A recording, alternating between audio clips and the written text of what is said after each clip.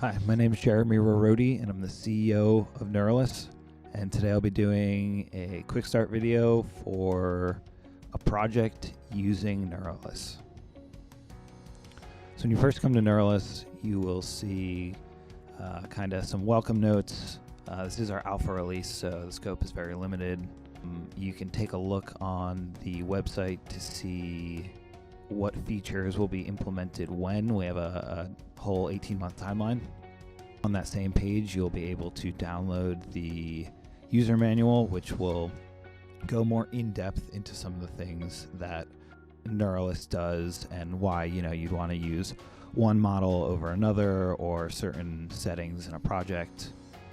So we'll get started, and we encourage you to download that.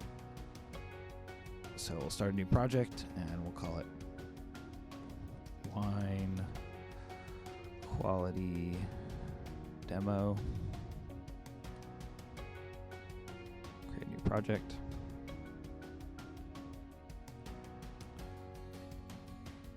So we come to the interface here, and there's a nice little tour button, and this will take you through kind of the steps,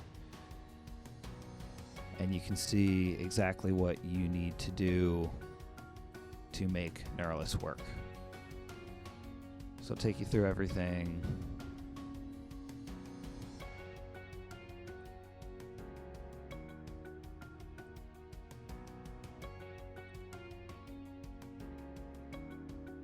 All right, so the first thing we're going to do is go to Google and find a data set that we can use.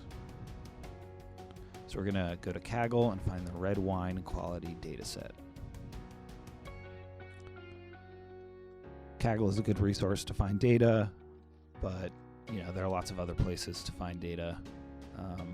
However, Kaggle is just really good, and they will provide certain metrics of other people's models. That way you can kind of compare your outcome you get in Neuralis to other people's outcomes, which is cool.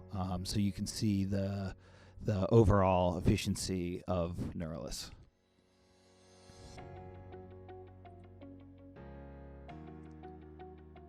So before this video, I downloaded that data set and split it into a couple different things. So we have our data set. We're going to go to upload and bring in the data set.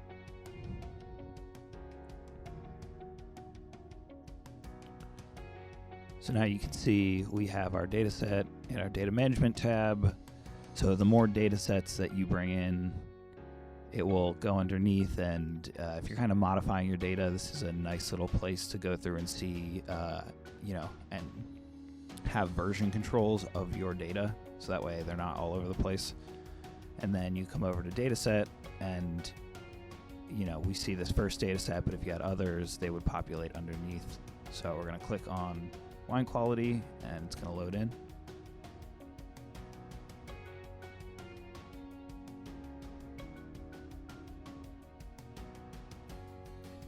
Now we will select what we want to predict, and for the sake of this video, we're going to predict quality.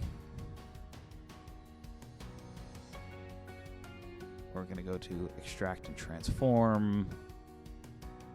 In the user manual, you'll be able to see these explained and why you would want to use one over another, but for today, we're just going to use standard scalar.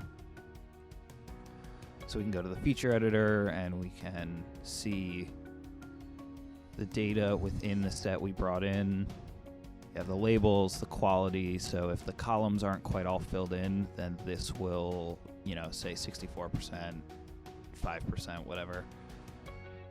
We can see all of them, and if we want to, we can go through and say drop one of these columns. So we'll drop chlorides. So we're just going to remove this feature.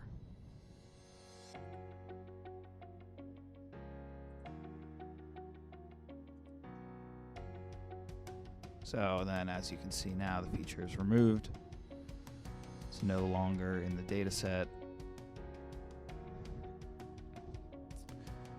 So because we're predicting quality, quality was the 10th label in this data set. So obviously the overall quality of the wine is going to be the highest predicting factor of the quality of the wine. So this is a nice little feature map to see which columns you should potentially get rid of. Obviously, this is just a prediction as well, so dropping a certain column may have adverse effects on your outcome. But one of the benefits of Neuralist is that you can iterate super quick. So you can, if you don't like the model you train, you just come back here, you do the same thing, and see if you can get better results. So these are some data visualizations, and they will kind of give you an idea on whether your data is clustering well. So if your data is clustering well, then you would potentially get a better outcome. So everything seems to be clustering pretty well.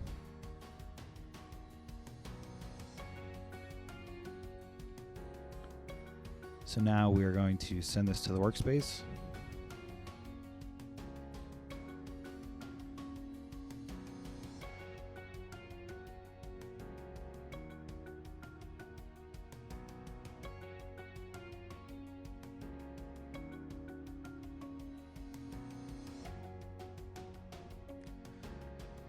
All right, so now we come to the data set we want to use, and the newer data sets will populate underneath this. So say we went back up here and we chose a different target to select. So say we did, pH, then you would send it to the workspace and that would populate underneath. So we're going to choose our data set. We're going to select our machine learning task in which we're going to do regression. And this is to approximate a prediction of the quality of the wine once we bring in new data. So we're going to train a neural network. And we have multiple different models here we can choose. For the sake of this video, we're going to choose a neural network. If you look in the user manual, you will see that we gave some general hyperparameters so that you can get started. But to get high quality predictions, you're going to need to kind of iterate on your models and tune them yourself. So we come over to the hyperparameter section. So as I just said, we'll give you a couple generalized ones, and the ones I'm entering are from the user manual. So we're going to select 80% of the data. So what this is going to do is this is going to choose the first 80% of the data set. And this will be important later on when we go to predict some values. So we'll click next. We see a summary of the model. We're targeting quality, we're using regression, and we're using a neural network to do that. The hyperparameters of the neural network are 80% of the data we're training on, 4 hidden layers, 6 complete layers, and a learning rate of 0.0001. So now we will click train, and the job will be initiated. So now we'll go to dashboard,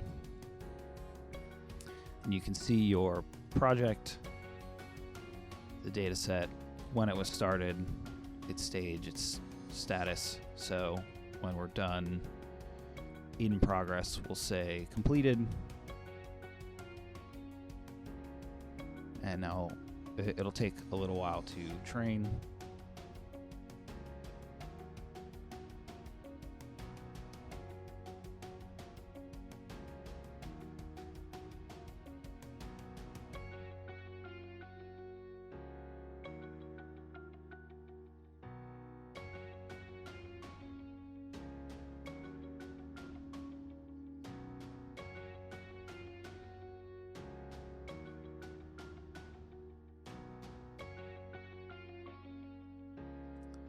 So we'll go over here and we'll refresh the queue.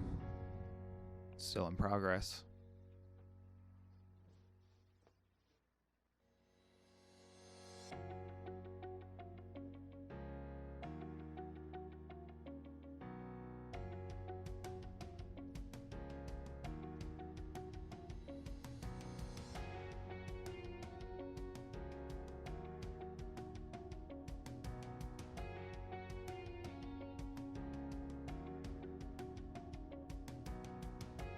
Another quick thing to mention is if you have any problems with this process, we have this button over here, and you can click and it will send a help notification to us, and then we will be able to help you. For our alpha users, you are in a Slack group, so you can contact us there. You can contact through this. You can email us directly.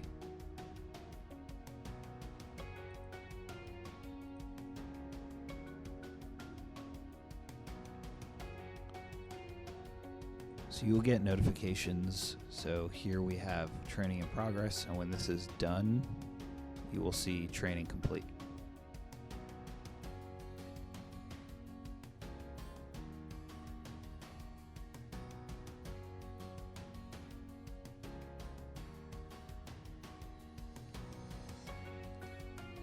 So now our model is complete. We got the notification that shows our model is complete. And now we're going to select this model. You can see model metrics, training time. These metrics may not mean a lot to you, but they are kind of industry specific for how well a model is going to do. So if you go to Kaggle, there will be certain projects that in the leaderboards will be based on one of these metrics. So we're going to come down here and we're going to test its prediction. Now, this is a really good way to visually see how well the model performed. So before we trained our model on 80%. So now we're going to take that remaining 20%, which we split into a separate data set. And we are going to take that and upload it.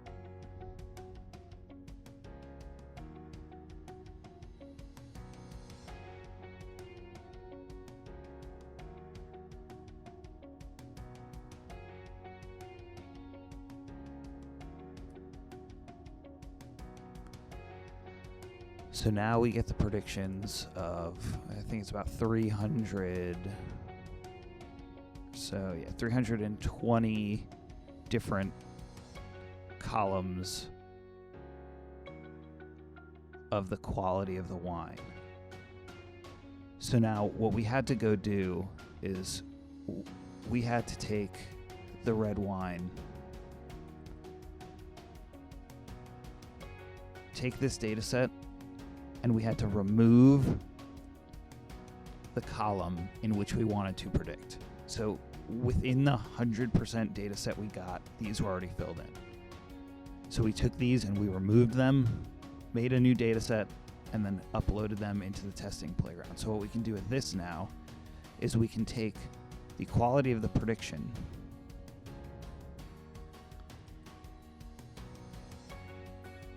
and we can compare it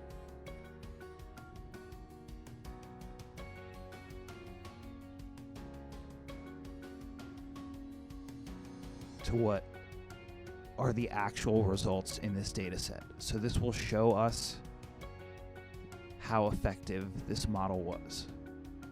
So we can now compare them. So they're all pretty close, right? So, you know, you see here, got 6.39, we have a 6 here, 5.48, got a 5, you know, all these are 5s. We can come down and we see our couple 6s, a 5 right there. So obviously these aren't 100% accurate. Regression in this scenario is used as an approximation. So we can't 100% say that these are, 100% correct. But the more we go and tune our model, the closer we can get to a higher effectiveness of the model in which we would then trust its approximation.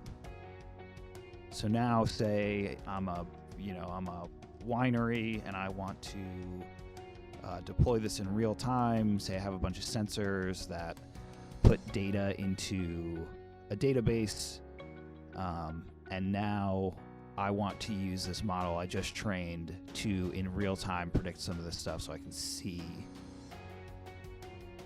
what the approximation of the quality is going to be beforehand, before I go to sell it. I want really high quality wine. I want to charge as much as possible because I make really good wine, right?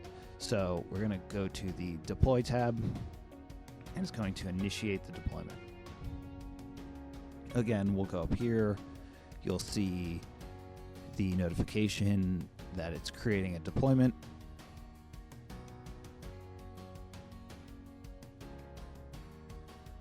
And we're going to have to wait a little while.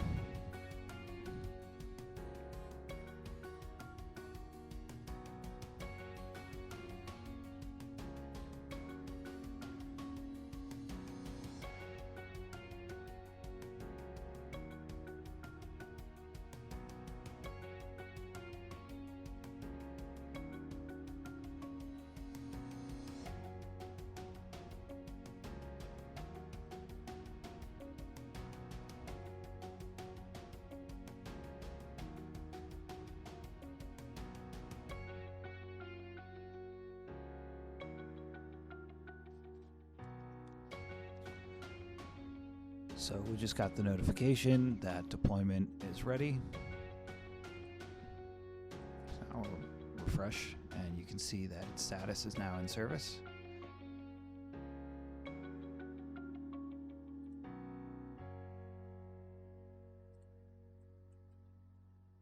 So now you will have your endpoint details, which is an API key. So within your code that I mentioned before for your winery, you would take this link and you would have to put it in there somewhere in order to reference this model in real time. And now you can deploy that model. So thanks for listening. I hope this video helped you guys out. All right, thank you very much.